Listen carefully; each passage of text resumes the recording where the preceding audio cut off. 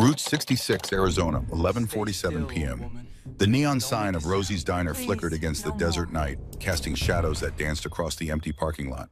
Inside, the fluorescent lights hummed their lonely song, illuminating a scene that would change everything. Evelyn Hartwell sat in the corner booth, her 78-year-old hands trembling as strands of silver hair fell like snow around her shoulders. The scissors gleamed in Brett Caldwell's hand, cruel and precise, as he circled her like a predator, savoring the kill. One more snip, old woman. Brett slurred his breath, reeking of whiskey and rage. Maybe then you'll understand what happens when you don't listen. Three young men stood behind him, Dylan, Cody, and Trent, their faces flushed with alcohol and something darker. Shame perhaps buried beneath bravado they wore like armor against the world. Evelyn's blue eyes, still sharp despite the years, stared straight ahead. She wouldn't give them the satisfaction of seeing her break. Not completely. The tears came anyway, silent witnesses to a humiliation she never imagined she'd endure. Ruby, the waitress, pressed herself against the far wall, her phone clutched in shaking hands. She'd already dialed. Help was coming. It had to be. Then, like thunder rolling across the high desert, they heard it, the deep, unmistakable rumble of Harley-Davidson engines. Not one, not two. 7 motorcycles, their exhausts singing a song of arrival that made Brett's hand freeze mid-cut. The engines died one by one, leaving a silence more terrifying than their roar. Boots hit pavement, heavy, deliberate, the footsteps of men who'd walked through hell and come out the other side. The diner door swung open. Garrett Ironhide McCrae stepped across the threshold first. 62 years old, 6'2", with shoulders that still carried the weight of promises made in blood 3 decades ago. The scar that ran from his collarbone to his jaw caught the fluorescent light, a gift from shrapnel in a desert 7,000 miles away a lifetime ago. Behind him, 6 more men. Dutch Reaper Van Zant, the chapter president, his gray beard braided like a Viking warrior. Rourke, Bishop, Knox, Wade, and Gunner. Brothers forged not by blood, but by something stronger. Choice, loyalty, the road. The Hells Angels patches on their leather cuts. The 3-piece insignia that marked them as members of the most notorious motorcycle club in America gleamed like badges of honor earned through decades of riding, fighting, and standing up when standing up wasn't easy. Garrett's eyes swept the room, took in every detail. The scattered hair on the floor, Evelyn's tear-stained face, Ruby cowering by the coffee maker. The 4 young men frozen in tableau, suddenly aware they'd made a catastrophic miscalculation. When Garrett spoke, his voice was calm, dangerously calm. The kind of calm that comes from a man who's faced death and learned that fear is a choice. Boys, I think you're in the wrong place at the wrong time. Brett turned, trying to manufacture courage from the bottom of an empty bottle. Old man, get your gang out before... We're not a gang. Garrett took 1 step forward, just one. But it was the step of a Marine who'd stormed bunkers in Kuwait, who'd carried wounded brothers through minefields, who'd kept promises when keeping them cost everything. We're a brotherhood, and you just disrespected a woman under our watch. The words hung in the air like a sentence waiting to be carried out. Brett opened his mouth, closed it. For the first time in his 25 years, he understood what it meant to face a real man. Garrett's gaze shifted to Evelyn. Their eyes met across the diner's worn linoleum floor. In that moment, something passed between them. Recognition, maybe, or the ghost of a promise made so long ago, it had become a prayer. He didn't know her name yet, didn't know she was the woman he'd been searching for across 2 decades of dead ends and wrong addresses. Didn't know that the brother who died in his arms 33 years ago had spent his last breath begging Garrett to find her. But he would. The universe had finally answered a prayer Garrett had stopped believing would ever be heard. And this time he wouldn't fail. The nightmare always started the same way. Sand. Endless sand stretching towards a horizon that shimmered with heat and deception. The taste of dust and diesel fuel. The weight of 60 pounds of gear pressing down on shoulders that were 25 years old and felt immortal. Then the whistle. The rocket-propelled grenade cutting through the Iraqi afternoon like God's own judgment. Tommy Hawk Sullivan's voice urgent and commanding. Get down, the impact. The explosion of sand and shrapnel. Tommy's body slamming into Garrett's, driving him behind the burned-out hull of a T-72 tank. And then the blood. So much blood spreading across desert camouflage like a red tide claiming the shore. Garrett woke at 4:30 in the morning, drenched in sweat, Tommy's dying words still echoing in his ears. Promise me. Find Evelyn. Protect her. He'd been waking up like this for 33 years. His garage in Flagstaff was dark except for the green glow of an old alarm clock. Garrett sat up on the cot he'd slept on since Caroline died 4 years ago. The house, their house, sat empty next door. He couldn't bring himself to sleep in their bed. Not without her. The garage was enough. The concrete floor, the smell of motor oil and leather, the Harley Fat Boy parked in the center like a chrome and steel shrine to everything he'd lost and everything he was still trying to find. He stood his knees protesting. 62 wasn't old, not by modern standards, but the body kept score. Every mission, every fight, every mile on the road, they all added up, written in scar tissue and arthritis that flared up when the desert got cold. Garrett walked to the workbench, his bare feet silent on cold concrete. The morning ritual was always the same. Coffee first. Strong and black the way they drunk it in the field when dawn meant another day of surviving. While the ancient percolator bubbled and hissed, he opened the small wooden box that sat on the shelf above the bench. Inside, wrapped in a faded American flag, were Tommy's dog tags. Sullivan Thomas J. 367-44-2-8010, POS, USMC. Christian, Garrett lifted them out, felt the weight of them. Lighter than the promise they represented. Heavier than mountains. "I'm still looking, Hawk," he whispered to the empty garage. "Still keeping my word." The wall above the workbench was a gallery of ghosts. A photograph of Tommy in dress blues, his sergeant's stripes sharp and proud. A picture of Caroline on their wedding day, her smile bright enough to light up the darkness that was already creeping into Garrett's soul. His purple heart in a shadow box. The folded flag from Caroline's funeral. And a map of Arizona covered in red X marks. Every wrong address. Every false lead. Every Evelyn Sullivan, or Evelyn Hartwell, or Evelyn anything he'd tracked down over 20 years of searching. 217 X marks. 217 failures. Garrett poured his coffee into a chipped mug that read Semper Fi and walked outside. The high desert morning was crisp, the sky beginning to lighten from black to deep purple. Stars still hung overhead, ancient and indifferent to the struggles of men below. He sat on the hood of his Harley, warming his hands on the mug, and watched the sun prepare to rise over the mountains. This was his church now.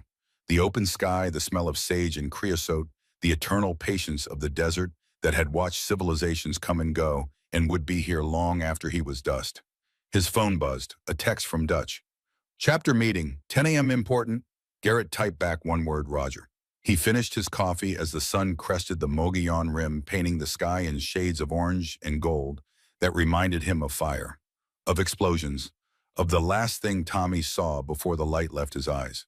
Inside the garage, Garrett dressed in his usual uniform, jeans worn soft from 1,000 rides, boots that had walked through 3 countries and 48 states, a black t-shirt, and finally the cut, the leather vest with the Hells Angels 3-piece patch on the back. Top rocker Hells Angels.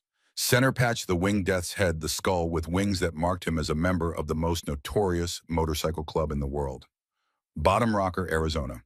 He'd earned this patch 15 years ago when he'd finally come home from the wars, both foreign and the ones inside his head, and found Brotherhood again. Different than the Marines, but no less real, no less binding. The Hells Angels weren't a gang no matter what the newspaper said. They were men who'd chosen a different code, a different way of living. Loyalty above all else. Brotherhood before self. Respect earned through action, not words. Garrett strapped on his knife, a K-Bar Marine combat knife he'd carried since Kuwait. Checked his phone, his wallet, his keys. The ritual of preparing for the day unchanged since his first combat deployment. He kicked the Harley to life. The engine caught with a roar that shook the garage walls, a sound that never got old. Pure power controlled and directed. The mechanical heartbeat that had become more reliable than his own. The ride to the clubhouse took 20 minutes through winding mountain roads. Garrett let the wind clear his head, let the rumble of the engine drown out the ghosts. This was meditation for men who didn't sit still well. This was prayer for those who'd stopped believing in words. The Hells Angel Arizona chapter clubhouse sat off a dirt road, a cinder block building painted black with barred windows and enough motorcycles parked outside to start a small army, which in a way they were. Inside, the smell of cigarettes and leather coffee and motor oil. The walls were covered in photographs, runs and rallies, brothers who'd passed on memorials to those who'd died on the road. The Hells Angels honored their dead, remembered them, kept riding in their names. 11 men sat around the scarred wooden table in the center of the room. These were the patched members of the chapter. Full members, men who'd earned the right to wear the 3-piece patch and call themselves Hells Angels. At the head of the table sat Dutch Reaper Van Zandt, 68 years old with a gray beard that reached his chest and arms, covered in tattoos that told stories of 5 decades on the road. Former Green Beret. the kind of man who'd seen the elephant and never flinched. Ironhide, Dutch nodded as Garrett entered. Good timing, we were just about to start. Garrett took his seat. Bishop poured him coffee without being asked. That was the thing about real brotherhood. You learned the small kindnesses that said more than words ever could. Dutch stood his presence commanding attention without effort. Brothers, I called this meeting because we've got a situation developing. Word on the street is the outcasts are looking to expand territory. They've been sniffing around our runs, testing boundaries. The outcasts. A rival club younger and hungrier without the history or honor that came with decades of earned respect. Dangerous because they had nothing to lose. We sending a message? Bishop asked, his scarred knuckles tapping the table. Dutch shook his head. Not yet. We watch. We wait. We don't start wars. We don't have to fight.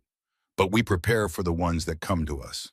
This was the difference between the Hells Angels and the gangs the media loved to conflate them with. Strategy, patience, the understanding that real power came from restraint as much as force. The meeting continued. Chapter business, upcoming runs, maintenance on the clubhouse, the ordinary operations of a brotherhood that functioned like a family, a military unit, and a corporation all at once. Garrett listened, contributed when needed, but his mind kept drifting. To the dream, to Tommy's last words, to the promise he'd made and still hadn't kept. After the meeting broke up, Dutch pulled Garrett aside. You're distracted, brother. Garrett met the older man's eyes. Dutch had been his sponsor when he'd prospected for the club 15 years ago, had vouched for him, stood beside him through the year-long proving ground that separated those who wanted to wear the patch from those who deserved it. It's the same thing it's always been, Reaper. The promise, or promise. Dutch nodded slowly. Tommy's sister. You still looking? Every day of my life. 20 years Ironhide. Maybe it's time to... Don't. Garrett's voice was soft but carried the weight of absolute conviction. A promise doesn't have an expiration date. Not for a Marine, not for a brother. Dutch studied him for a long moment, then clapped a hand on Garrett's shoulder. Then I hope you find her brother. I truly do. Because watching you carry this weight, it's like watching a man bleed out slow. After Dutch walked away, Garrett stood alone in the clubhouse, surrounded by the photographs of brothers, past and present. His eyes landed on a picture from 10 years ago.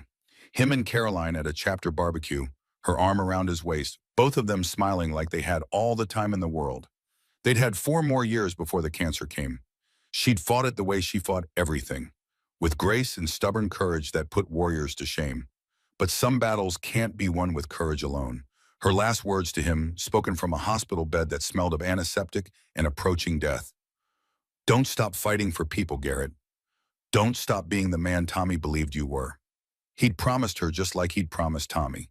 The men in Garrett's life had taught him to fight. The women had taught him why.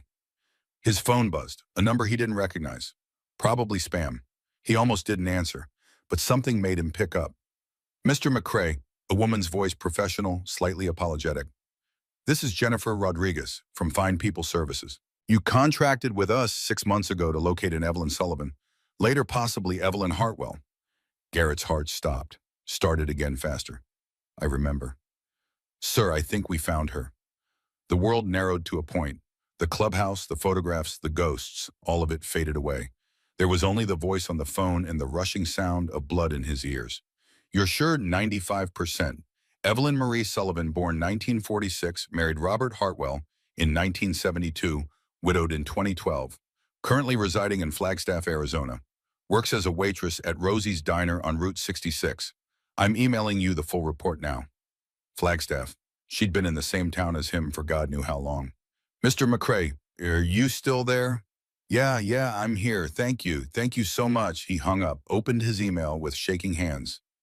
There it was, the report, and a photograph. An elderly woman with silver hair and blue eyes that looked hauntingly familiar.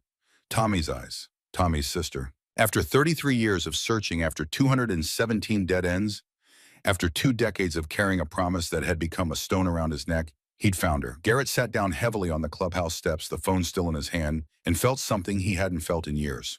Hope. The diner sat at the intersection of Route 66 and a county road that led nowhere in particular, which was perfect for the kind of people who stopped there. Travelers, truckers, locals who liked their coffee strong and their conversations simple. Evelyn Hartwell had worked at Rosie's for 40 years.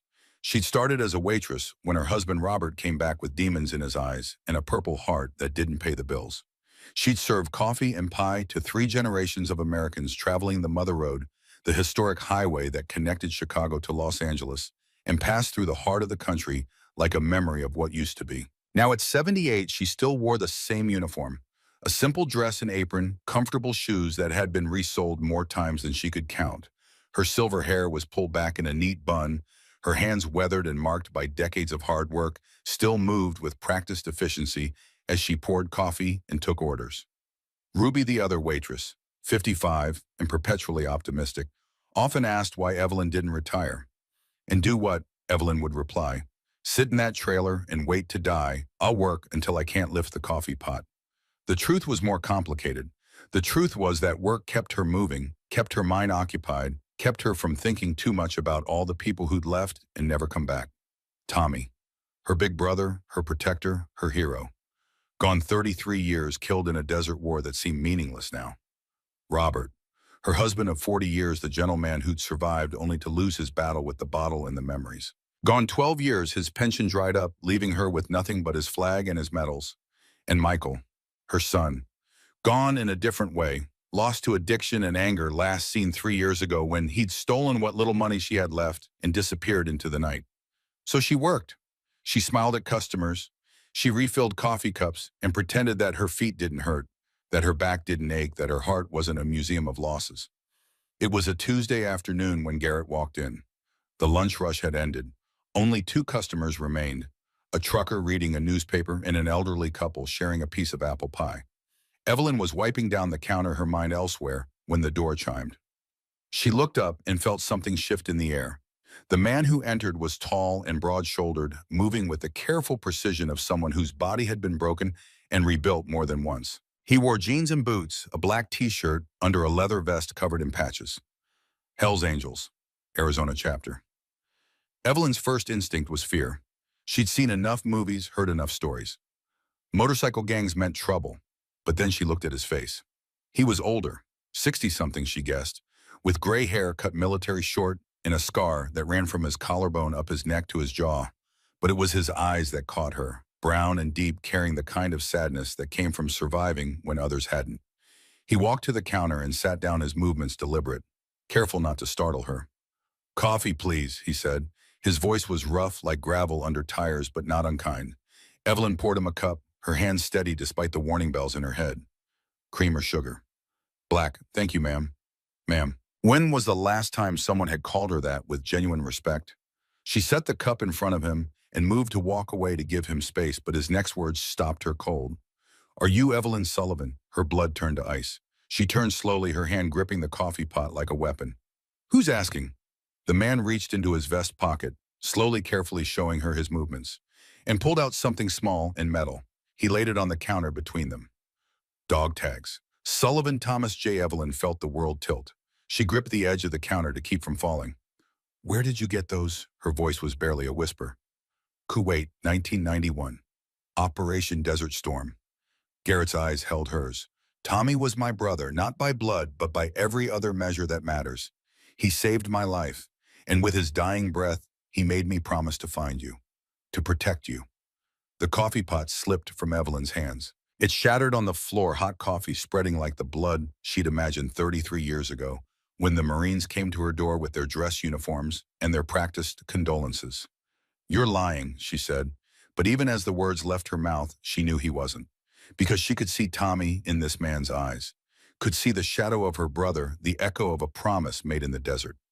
Garrett stood slowly, hands visible, non-threatening. Your brother called you Dot, short for Dorothy, your middle name. He said you hated it, but he loved to tease you. He said you made the best apple pie in Arizona and that you used to sneak him extra slices when your mama wasn't looking. He said, stop. Evelyn's voice cracked. Just stop. Tears were streaming down her face now, 33 years of grief breaking through the dam she'd built to survive. Why, she asked. Why now? Why did it take you 33 years? And there it was. The question Garrett had been dreading. The answer he had no good way to give. I looked, he said quietly. God help me, I looked. 20 years, 200 cities, every Evelyn Sullivan, every Evelyn Hartwell, wrong addresses, dead ends, People who'd moved or died or never existed. I never stopped looking. I swear to you, I never stopped.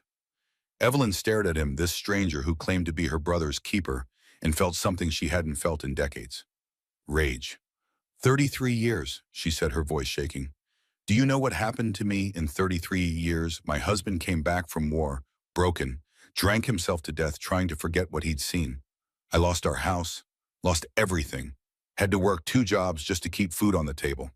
My son, my beautiful boy, got addicted to pills after a car accident, stole from me, hit me, disappeared. And you were supposed to be there. Tommy said if anything happened to him, you would be there. Each word was a blow. Garrett took them, stood there, and absorbed them because she was right. He'd failed. The reasons didn't matter. The trying didn't matter. He'd made a promise, and he'd broken it by being too late. You're right, he said simply. I failed him, I failed you, and I'll carry that the rest of my life. But I'm here now, and if you'll let me, let you what? Evelyn's laugh was bitter. Be my hero. Ride in on your motorcycle and fix everything. I don't need a hero. I needed one 33 years ago. I need you to leave. Ma'am, don't call me that. Her voice was ice. You don't know me. You don't get to call me that. Take your dog tags and your apologies and leave. I survived this long without you. I'll survive the rest.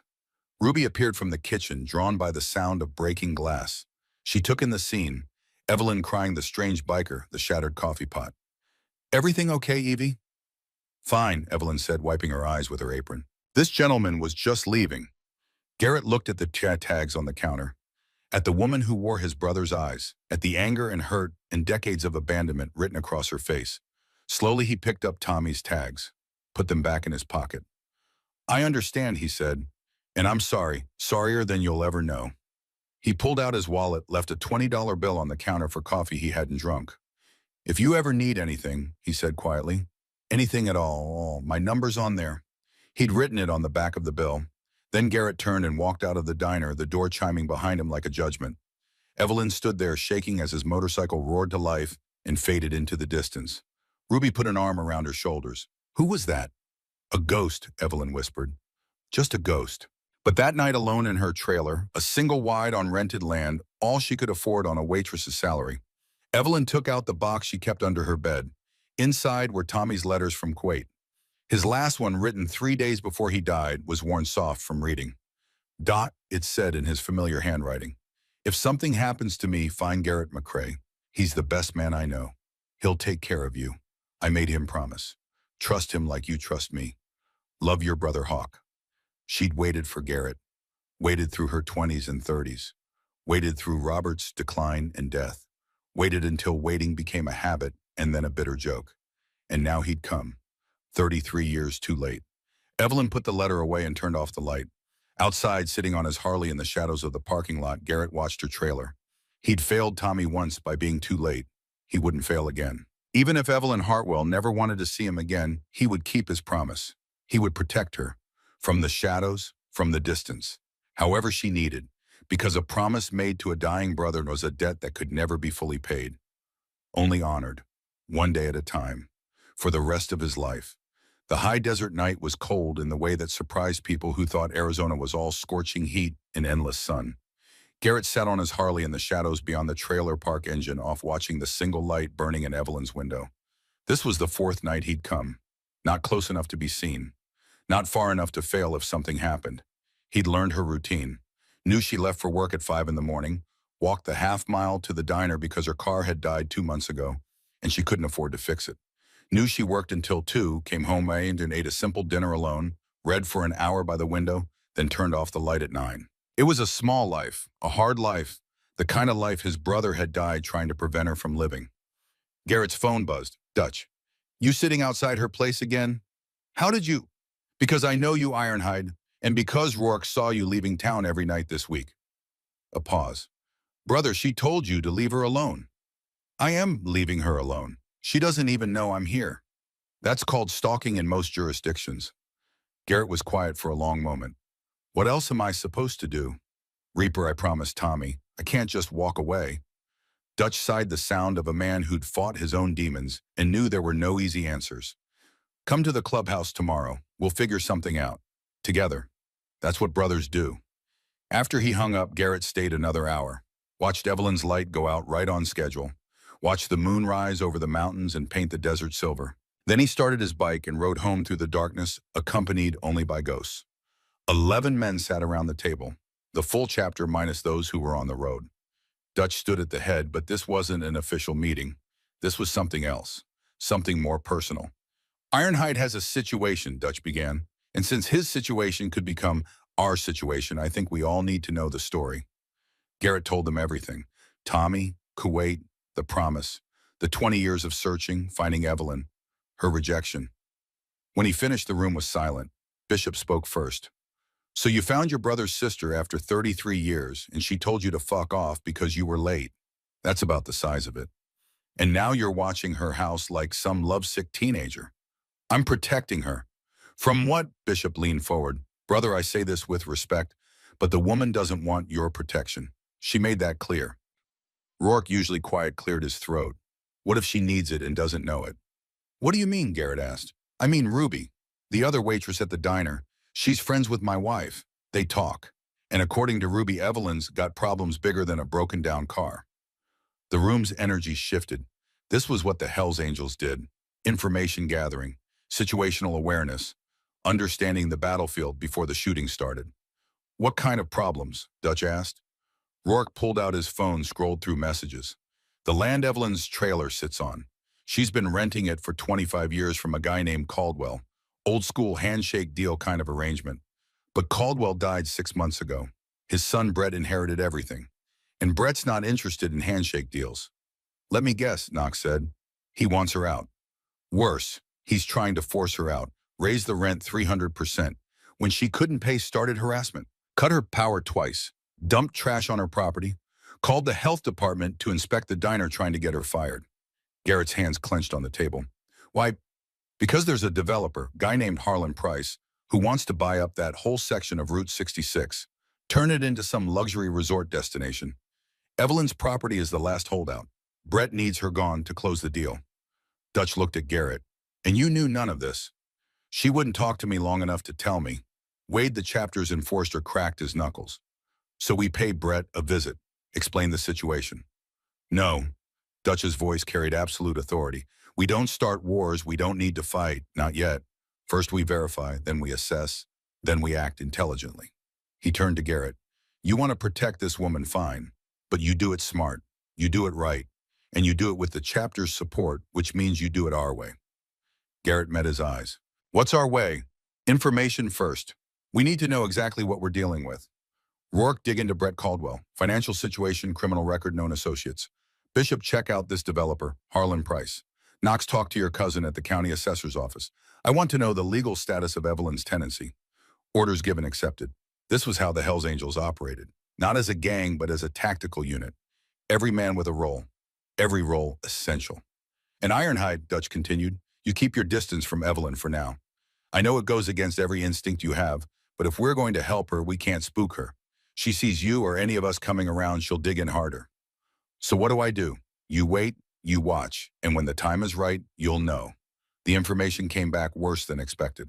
Brett Caldwell was 25 years old, a trust fund kid who'd burned through most of his inheritance at casinos in Las Vegas and Phoenix. His father's estate had been substantial, but Brett had debts, serious debts, the kind that came with interest rates that would make loan sharks blush.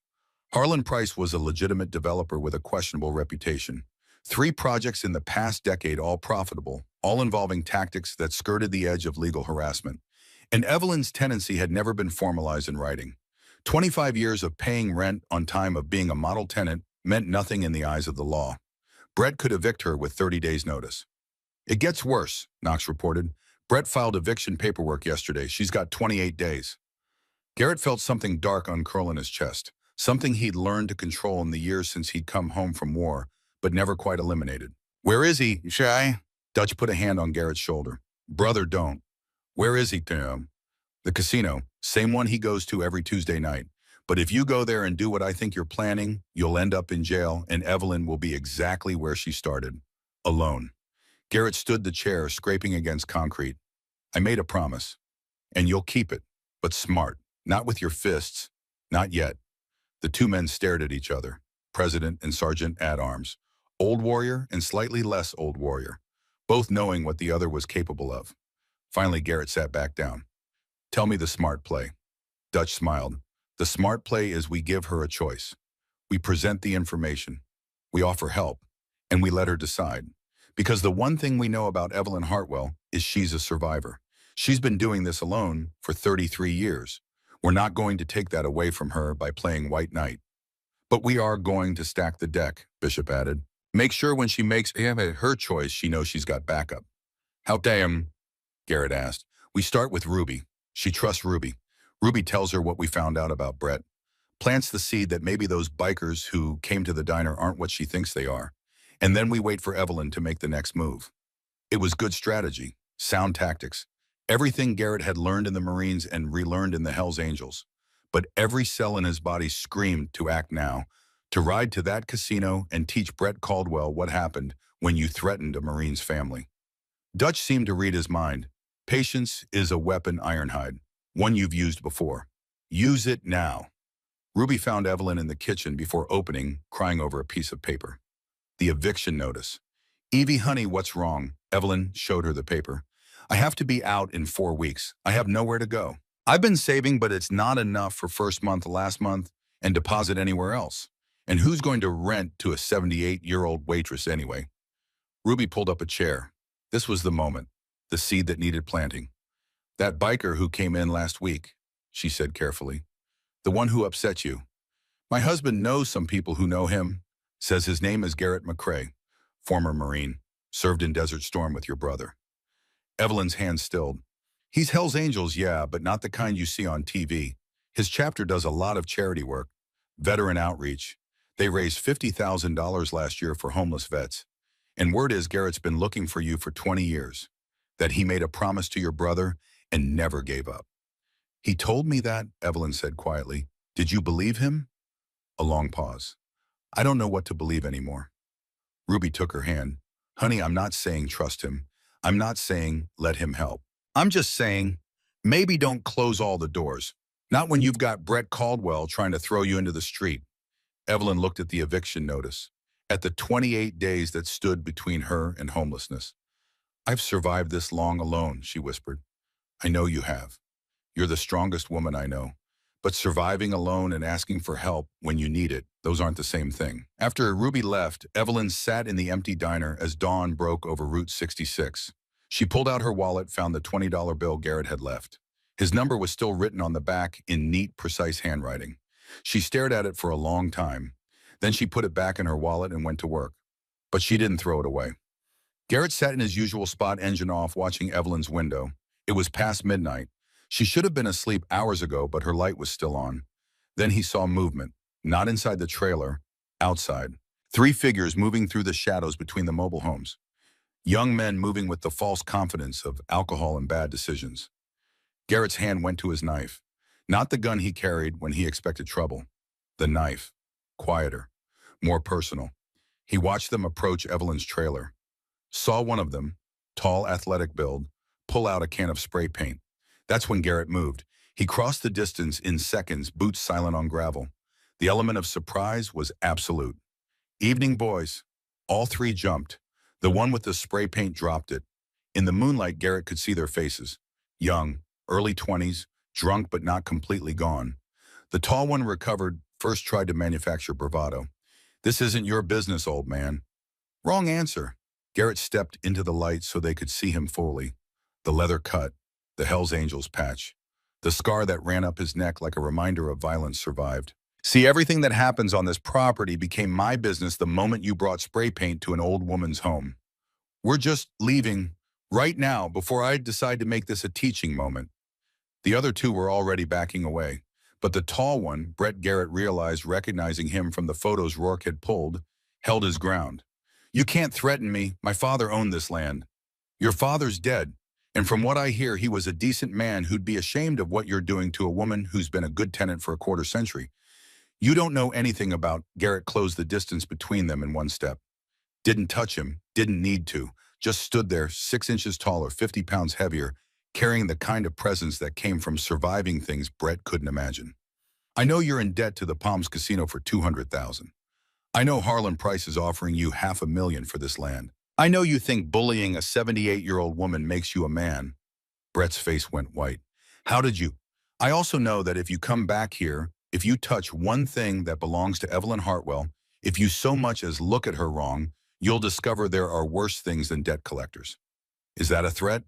It's a promise. Now get out of here before I change my mind about being reasonable. Brett and his friends ran. Garrett picked up the spray paint can, walked to the dumpster at the edge of the property and threw it away. Then he returned to his Harley, started it up, and rode away. He was 2 miles down the road when his phone rang. Unknown number. Yes, Mr. McCrae, a woman's voice. Elderly, familiar. This is Evelyn Hartwell. I saw what you did just now. I was watching from my window. Garrett pulled over. Ma'am, Ruby told me about Brett, about the developer, about the eviction. A pause, Russ. And about you. About the 20 years you spent looking for me. It's all true. I believe you. Her voice was soft, tired, but something else too, something that might have been hope. I'm sorry I didn't before. I was angry, at Tommy for dying, at you for not being there, at myself for needing help. You don't have to apologize. Yes, I do, because you kept your promise. You're still keeping it. And I'm too proud and too stubborn, and I've been alone so long, I forgot what it feels like to have someone stand up for me. Garrett's throat tightened. What Tommy did for me in Kuwait, taking that shrapnel that had my name on it, I can never repay that. But I can keep the promise I made to him. I can protect his sister. If you'll let me. Silence on the line, long enough that Garrett thought she'd hung up. Then, there's a bench outside the diner. Tomorrow morning before I start my shift. 5 a.m. Can you meet me there? I'll be there. And Mr. McCrae, thank you. For tonight. For all of it. She hung up before he could respond. Garrett sat on his bike by the side of the dark highway and felt something he hadn't felt since Caroline died. Like maybe the universe was giving him a second chance. Like maybe it wasn't too late after all. Garrett arrived early. The desert morning was cold and clear. Stars still visible in the west while the eastern horizon began to glow.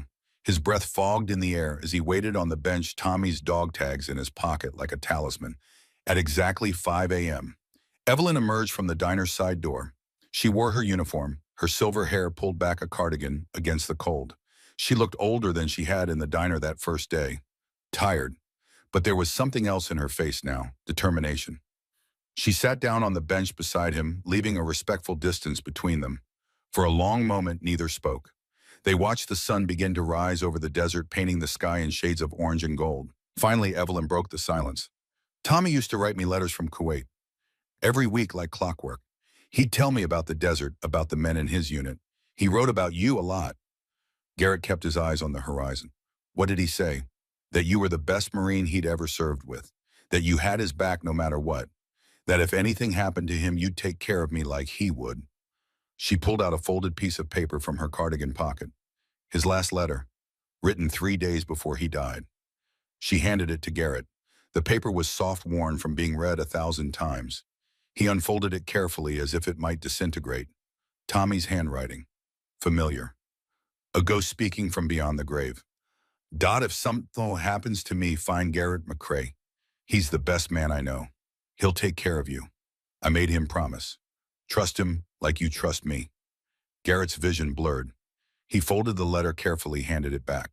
I'm sorry I was late, he said, his voice rough. I'm sorry for all of it. I know, and I'm sorry I turned you away. I was hurt, angry. I've been hurt and angry for so long, I forgot how to be anything else.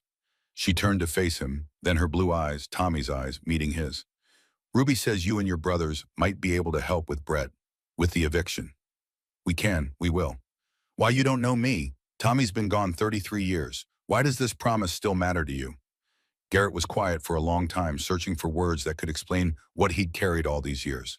In Kuwait, he finally said, Tommy and I were pinned down by enemy fire. Rocket came in.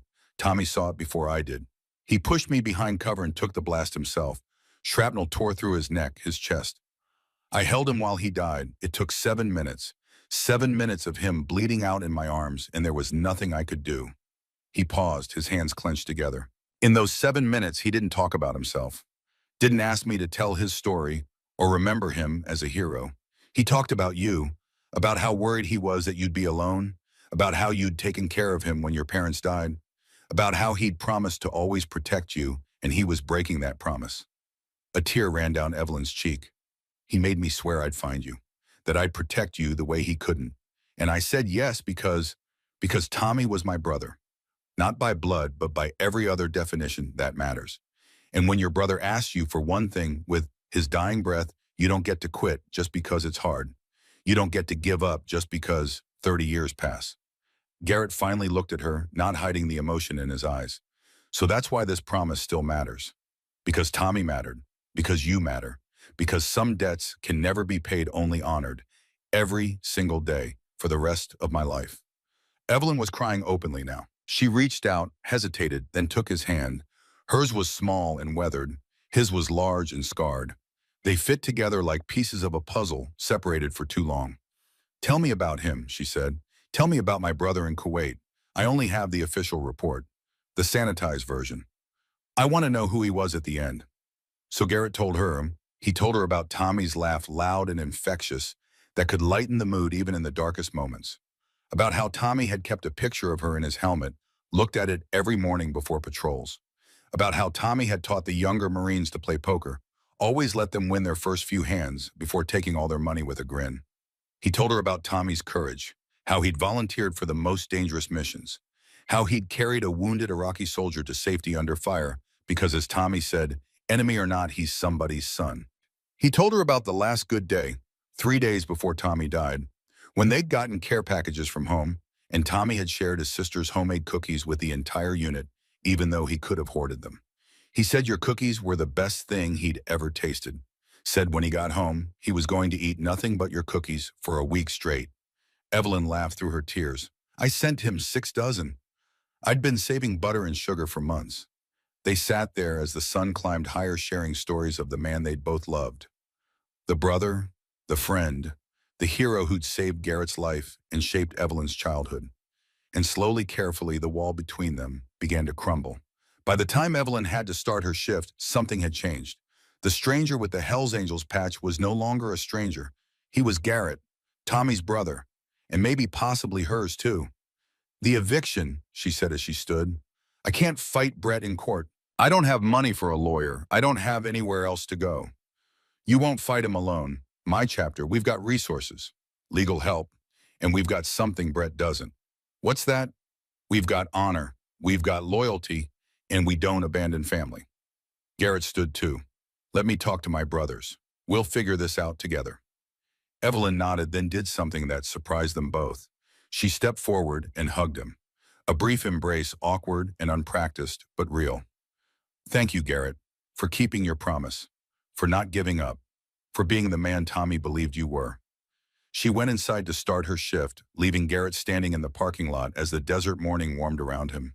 He pulled out Tommy's dog tags, held them up to catch the light. I found her, Hawk, he whispered.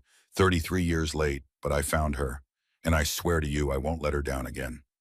The wind picked up, carrying the smell of sage and possibility. Somewhere Garrett chose to believe his brother was smiling. When Garrett told the chapter what had happened, the confrontation with Brett, the meeting with Evelyn, her agreement to accept help, Dutch called an emergency meeting. All 11 patch members sat around the table. This wasn't just Garrett's fight anymore. This was chapter business now. Here's what we know, Dutch began. Brett Caldwell is trying to force Evelyn Hartwell off land she's occupied for 25 years. He's using harassment, intimidation, and legal loopholes. He's doing it to sell the property to Harlan Price for enough money to cover his gambling debts. Questions? Wade raised his hand. We breaking legs? Not yet. Maybe not ever. We do this smart. Dutch looked at Knox. What's the legal situation? Knox pulled out a folder. Without a written lease, Evelyn's in a bad spot. Arizona law allows month-to-month tenancy to be terminated with 30 days' notice. Brett filed the paperwork correctly. Unless we can prove harassment or discrimination, he's technically within his rights. What about the harassment? Bishop asked. Hard to prove. Cutting power could be maintenance. The trash could be blamed on neighbors. The health inspector complaint is legal. We'd need witnesses' documentation, a pattern we can demonstrate in court. Garrett leaned forward. What if we had Brett on tape threatening her, admitting the harassment? Dutch studied him. You got something like that. Not yet, but I could. How? Garrett's smile was cold. by giving Brett exactly what he wants, a confrontation, a chance to prove he's tough, and recording every word. The room was silent as the implications sank in. Ruark spoke first. That's entrapment. Only if I'm law enforcement, and I'm not. I'm a concerned citizen with a smartphone and a bad temper. If Brett voluntarily confesses to crimes while trying to intimidate me, that's admissible. Dutch considered this. Risky. If it goes sideways, you could end up in jail and Evelyn worse off than she started. Or we could have everything we need to bury Brett and save Evelyn's home. The chapter president looked around the table. Vote, all in favor of Ironhide's plan. One by one hands went up. Not because it was a good plan, because it was the only plan they had, because Evelyn was family now, and the Hells Angels protected family. Unanimous, Dutch declared. But Ironhide, you don't go alone. Bishop and Wade will be backup, close enough to help if it goes bad far enough to not spook Brett. And you wear a wire. I want audio we can actually use. Garrett nodded. When tonight, Brett hits the casino every Tuesday. He'll be drunk, angry from losing. Perfect time to push his buttons. The pieces were in place. The trap was set. Now they just had to spring it. And hope Brett Caldwell was stupid enough to take the bait. The high desert had a way of making time feel elastic. 3 days could stretch like years or compress into moments. For Garrett, the 72 hours since Brett signed that lease had been a strange mix of relief and unease. The lease was done. Evelyn was safe. The promise was kept. But something in Brett's eyes when he'd left that office had bothered Garrett. Not rage exactly, something deeper, something that looked like a man who'd lost everything and had nothing left to lose. Dutch had warned him. Desperate men don't always accept mercy. Sometimes they see it as weakness. Garrett sat at the clubhouse nursing his third coffee of the evening. It was Tuesday night, 10:47 p.m. The chapter was playing cards, the usual Tuesday routine. Bishop was losing badly and cursing colorfully about it. His phone buzzed. Ruby. The text was simple but sent ice through his veins. Evie working late, closing alone. Brett just walked in with friends, all drunk. Come now. Garrett was on his feet before he'd finished reading. Ironhide. Dutch looked up from his cards. Brett's at the diner, drunk, with friends. Garrett was already moving toward the door. Evelyn's alone. Every man at that table stood as one. How many friends? Dutch asked, following. Don't know. Ruby said plural. Then we all go. Dutch's voice carried the absolute authority of a man who'd led Marines into combat. Rourke, Bishop, Knox, Wade, Gunner. Mount up, now. 7 Harleys roared to life in the desert night. They rode hard engines screaming the distance to Rosie's diner collapsing under their wheels. Garrett's mind raced faster than his bike. He should have seen this coming. Should have known that giving Brett a way out wouldn't be enough. That the shame of backing down would fester. Ruby's second text came through as they hit Route 66. They have scissors. Hurry. Scissors. The word hit Garrett like a fist. Not violence. Humiliation. Brett wanted to break Evelyn the way his father's death and his own failures had broken him. The neon sign of Rosie's diner flickered against the desert night, casting shadows that danced across the empty parking lot. Brett's truck was there along with 2 others. The diner's lights were on, but Garrett could see movement inside. Wrong movement. Aggressive movement. He killed his engine 50 yards out. The others followed suit. 7 bikes went silent as one, and the night held its breath. Dutch's hand signal was clear. Slow approach, assess, then act. They walked the last distance, boots silent on gravel. Through the diner's windows, Garrett could see it all. Evelyn Hartwell sat in the corner booth, her 78-year-old hands gripping the table's edge. Strands of silver hair already lay scattered on the floor around her like fallen snow. The scissors gleamed in Brett Caldwell's hand, cruel and precise, as he circled her like a predator, savoring the kill. 3 young men stood behind him, Dylan, Cody, and Trent, all in their early 20s, all drunk, all wearing the hollow bravado of boys trying to prove they were men by destroying something fragile. One more snip, old woman. Brett slurred his breath, visible even from outside as he leaned close to Evelyn's face. Maybe then you'll understand what happens when you make me look weak. Evelyn's blue eyes were dry but fierce. She wouldn't give them the satisfaction of tears. Not yet. Ruby pressed herself against the far wall, phone clutched in shaking hands, too terrified to move. Garrett's hand went to the diner door. Dutch grabbed his wrist, shook his head, pointed to his watch, then held up 5 fingers. Wait 5 seconds. Let them see us all at once. Maximum impact. Garrett nodded, forced himself to breathe, to think. This wasn't Kuwait. This wasn't combat. This was something that required more precision than violence. 5 seconds. 4, 3, 2, 1. Then like thunder rolling across the high desert, they heard it. The deep, unmistakable rumble of Harley-Davidson engines starting in perfect synchronization. Not loud, just present. A reminder that 7 machines capable of violence sat outside waiting. The engines died one by one, leaving a silence more terrifying than their roar. Brett's hand froze mid-cut. His eyes went to the window. 7 bikers stood in the parking lot, backlit by the neon sign. Leather cuts, Hell's Angels patches, arms crossed, waiting. Boots hit pavement, heavy, deliberate. The footsteps of men who'd walk through hell and come out the other side. The diner door swung open. Garrett Ironhide McCrae stepped across the threshold first. Behind him, Dutch Reaper Van Zant, his gray beard braided like a Viking warrior. Then Rourke Bishop, Knox Wade, and Gunner. 7 men who'd earned their patches through blood and brotherhood. The Hells Angels had arrived. Garrett's eyes swept the room, took in every detail with the trained precision of a combat veteran. The scattered hair on the floor. Evelyn's tear-stained face, the tears had finally come. Ruby cowering by the coffee maker. The 4 young men frozen in tableau, suddenly aware they'd made a catastrophic miscalculation. When Garrett spoke, his voice was calm, dangerously calm, the kind of calm that comes from a man who's faced death and learned that fear is a choice. Boys, I think you're in the wrong place at the wrong time. Brett turned, trying to manufacture courage from the bottom of an empty bottle. The scissors shook in his hand. Old man, get your gang out before— We're not a gang. Garrett took 1 step forward. Just one. But it was the step of a Marine who'd stormed bunkers in Kuwait, who'd carried wounded brothers through minefields, who'd kept promises when keeping them cost everything. We're a brotherhood, and you just disrespected a woman under our watch. The words hung in the air like a sentence waiting to be carried out. Dylan, the youngest of Brett's friends, started backing toward the kitchen. Brett, man, I don't think— Shut up, Brett's voice cracked. He pointed the scissors at Garrett like a weapon. You think you scare me? You gave me that lease, made me sign away $500,000, made me look like a fool in front of Price. You think I'm just going to take that? I think you already did, Garrett said quietly. You signed the lease. You made the right choice. And now you're here undoing it because you're drunk and ashamed and you think humiliating a 78-year-old woman will make you feel like a man again. Brett's face went red. You don't know anything about me? I know everything about you. Garrett's voice was soft but carried through the diner like a prayer. I know you're drowning in debt you can't pay.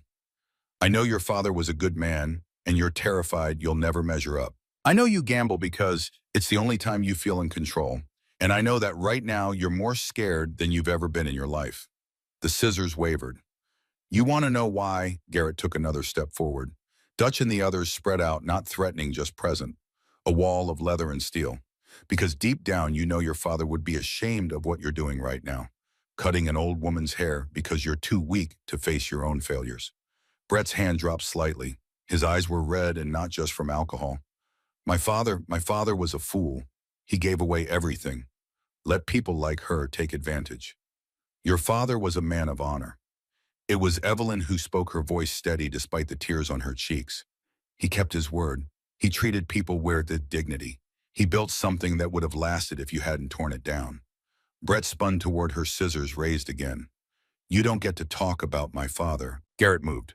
Fast, closed the distance in 2 strides, his hand clamping around Brett's wrist. Not squeezing, not hurting, just holding. Immovable. Drop them, Garrett said quietly. For a moment, Brett resisted. Then his fingers opened. The scissors clattered to the floor. Garrett released him, stepped back. Now we're going to talk. Like men. Not with weapons. Not with threats. Just the truth. He turned to the other 3. Dylan, Cody, and Trent stood, frozen eyes wide. You boys want to be part of this? Garrett asked. Or you want to walk away right now and pretend you were never here? Cody was already moving toward the door. I'm out. I'm sorry, Mrs. Hartwell. I'm so sorry. Trent followed, his voice breaking. This wasn't supposed to. I didn't know he was going to. That left Dylan, the youngest, maybe 19. He looked at Brett, then at Evelyn, then at the scissors on the floor. My grandfather was a Marine, Dylan said quietly, tears streaming down his face. He told me once that real men protect women, they don't hurt them. I'm sorry, ma'am. I'm so sorry. He walked out, shoulders shaking with sobs. 2 down, 2 crying. The title was already starting to fulfill itself. Now it was just Brett and Trent. Garrett turned his full attention to Brett. Your friends just left you. They made the smart choice. Now you've got one too. Walk out of here, turn yourself into the sheriff, and face the consequences. Or stay and let this get worse. Worse? Brett laughed, bitter and broken. How could it get worse? I've lost everything. The deal with Price is dead. The debts are still there. And everyone in this town thinks I'm a piece of shit. You are a piece of shit, Wade said from the back. Now, but you don't have to stay one. Brett looked at the enforcer, confused. Dutch stepped forward. Son, I'm going to tell you something I learned before. Every man has a moment when he can choose who he's going to be. Usually comes when he's at his lowest, when he's lost everything and has nothing but choices left. He gestured to Evelyn. You came here to hurt this woman because you're hurting. That's the coward's choice, the easy choice. But there's another choice. Apologize, face the law, start rebuilding. That's the hard choice, the man's choice. I don't know how to fix this. You start, Garrett said. By telling Evelyn the truth, not the drunk truth, not the angry truth, the real truth.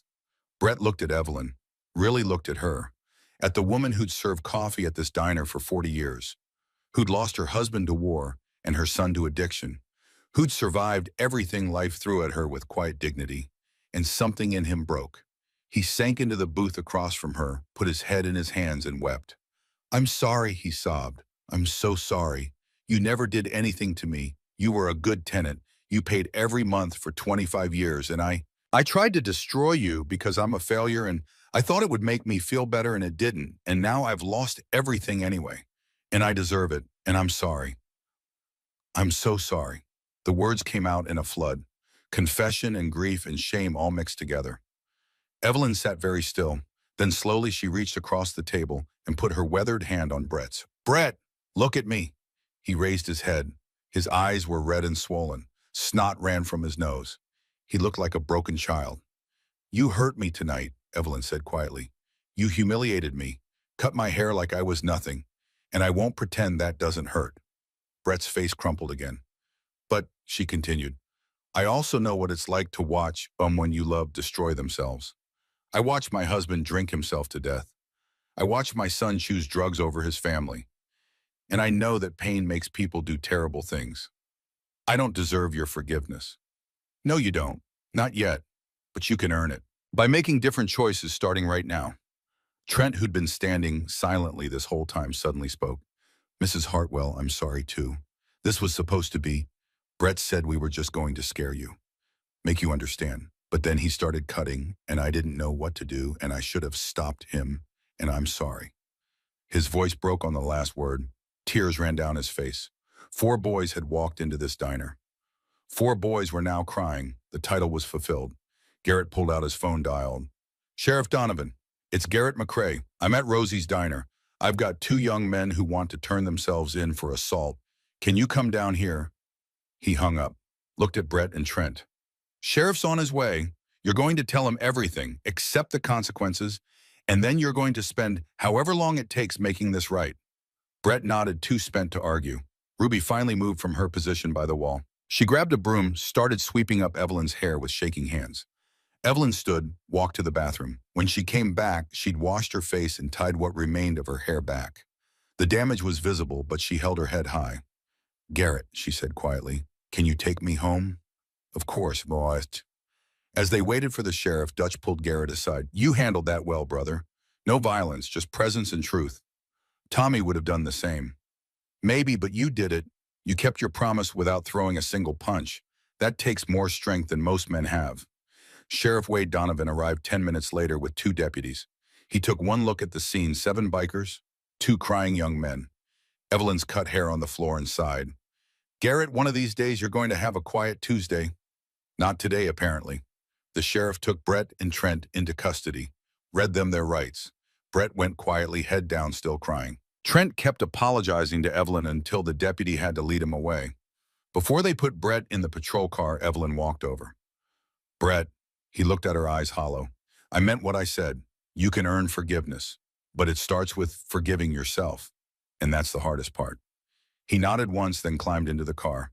As the sheriff drove away, Garrett helped Evelyn onto his Harley. She'd never ridden one before. He showed her how to hold on, how to lean into the turns.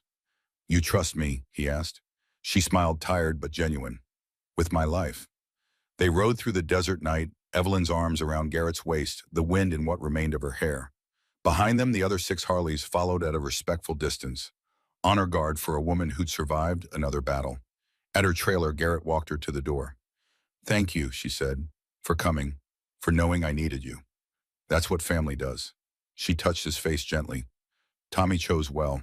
So did he. You're stronger than he ever told me." She went inside. Garrett waited until her light came on, then rode home. But the night wasn't over yet. The courtroom was small, packed with locals who'd come to see justice done. Brett Caldwell stood before the judge in an orange jumpsuit, his lawyer beside him. He'd lost 30 pounds. His eyes were clear, 2 months sober in county jail. Evelyn sat in the front row, Garrett beside her. Her hair had grown back some, styled short now. It suited her. The judge read the charges: assault, harassment, trespassing. Brett had pled guilty to everything. No trial, no fighting, just acceptance. "Mr. Caldwell," the judge said, "you've committed serious crimes against Mrs. Hartwell, crimes that warrant significant jail time. However, I've read the victim impact statement Mrs. Hartwell submitted, and I've read your letters of remorse. I've also spoken with your therapist at the jail about your progress." Brett stood rigid, waiting. "I'm sentencing you to 18 months in county jail with credit for 2 months served. You'll be eligible for work release after 6 months if you maintain good behavior. Additionally, 5 years probation, mandatory counseling, and 500 hours of community service." Brett's lawyer whispered something. Brett shook his head, spoke clearly. "Your Honor, I accept the sentence, and I want to say, Mrs. Hartwell, I know you're here. I know you asked for leniency. I don't deserve it, but I'm going to spend the rest of my life proving I can be better. Thank you." Evelyn nodded, didn't speak, but her eyes said enough. As they led Brett away, he looked at Garrett, mouthed 2 words, "Thank you." Garrett nodded once. The debt was paid. The sun rose over Route 66, painting the desert in shades of gold and promise. A new sign hung above Rosie's Diner, hand-painted and proud, Hawk's Nest Diner, where everybody's family. Below it, a smaller sign in memory of Sergeant Tommy Hawk Sullivan, USMC, 1964 to 1991. 200 people gathered in the parking lot, veterans in their dress uniforms, locals who'd been coming to the diner for decades. The entire Hells Angels Arizona chapter, their bikes polished to mirror shine. And at the center of it all, Evelyn Hartwell, 79 years old, standing beside Garrett McCrae as the new owner and operator of Hawk's Nest Diner. Dutch stepped forward, a folded flag in his hands. The same flag that had been draped over Tommy's coffin 34 years ago finally returned from Arlington at Evelyn's request. "Brothers, sisters, friends," Dutch began, his voice carrying across the crowd. "We're here today to honor a man who gave his life for his country and for his brothers. Sergeant Tommy Hawk Sullivan died in Kuwait in 1991, saving the life of his fellow Marine Garrett McCrae." He turned to Evelyn. "Tommy made Garrett promise to protect you. It took 33 years, but Garrett kept that promise. And in doing so, he brought all of us together, created a family where there was none." Evelyn took the flag with trembling hands, pressed it to her chest. "Tommy," she said, her voice soft but clear, "I miss you every day, but today I feel like you're here, in every person who came, in every life you touched, in Garrett who loved you enough to never give up." She turned to the crowd. "This diner has been my life for 40 years, but it was just survival. Today it becomes something more, a place where veterans eat free, where the lost can find family, where promises are kept." Applause rang out, genuine and warm. Garrett stepped forward, placed a brass plaque beside the door. It read, "Family isn't who you're born to, it's who you die for." Sergeant Tommy Sullivan, USMC. The diner doors opened. Inside, the place had been transformed. New booths, fresh paint, but the soul remained. The counter where Evelyn had served coffee for 4 decades. The pictures on the wall now, including Tommy in his dress blues, Robert in his uniform, and a new photo, Garrett and Evelyn at the memorial bench, smiling like the family they'd become. Behind the counter, working the grill, was Brett Caldwell. He'd been released from jail 4 months ago, sober for 22 months. He'd sold his father's remaining properties, paid his debts, and gone to work for Evelyn. Not because he had to, because she'd offered him the same thing Garrett had offered him, a second chance. "Mrs. Hartwell," Brett called out, First order's ready. Evelyn smiled, walked behind the counter, picked up the plate eggs, bacon hash browns, and delivered it to the first customer. A young Marine fresh from deployment still wearing his uniform. He looked tired, lost, the way so many did when they came home. Welcome to Hawk's Nest, Evelyn said. Breakfast is on the house, for all who served. The Marine's eyes filled with tears. Thank you, ma'am. Thank you, son, for your service. As the diner filled with people, with life, with laughter and conversation and the smell of coffee and bacon, Garrett sat at the counter nursing his own cup. Ruby still working as a waitress, but now as Evelyn's partner topped off his coffee. You did good, Garrett, she said. We all did. Dutch sat down beside him. Ironhide, I've been thinking, the chapter needs a new project, something that honors Tommy. What did you have in mind? Veteran outreach, specifically for guys coming back from deployment with nowhere to go. We set up a fund, help them with rent, jobs, counseling. Call it the Hawks Fund. Garrett's throat tightened. Tommy would love that.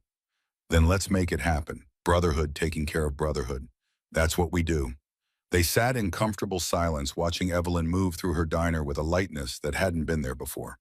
She laughed at something Brett said, hugged a regular customer, poured coffee with his practiced ease of 4 decades.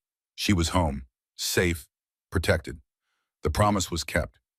Garrett rode out to the memorial bench alone as the sun began to set. He did this once a week now, a ritual, a conversation with ghosts. He sat down, pulled out Tommy's dog tags, held them up to catch the golden light. Hawk, if you're listening, I want you to know I finally got it right. Evelyn's safe. She's got a home, a business, a family. Brett's getting his life together. And me, I found my purpose.